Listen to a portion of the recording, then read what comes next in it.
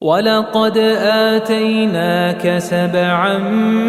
مِنَ الْمَثَانِي وَالْقُرْآنَ الْعَظِيمَ لَا تَمُدَّنَّ عَيْنَيْكَ إِلَى مَا مَتَّعْنَا بِهِ أَزْوَاجًا مِنْهُمْ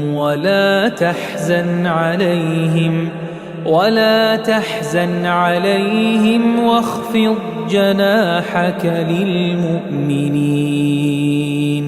وقل إني أنا النذير المبين كما أنزلنا على المقتسمين الذين جعلوا القرآن عضين فوربك لنسألنهم أجمعين عما كانوا يعملون فاصدع بما تؤمر وأعرض عن المشركين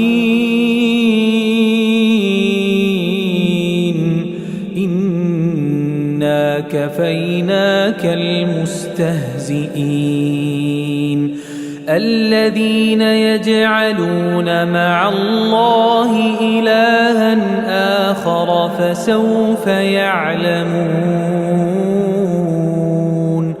ولقد نعلم أنك يضيق صدرك بما يقولون فسبح بحمد ربك وكن من الساجدين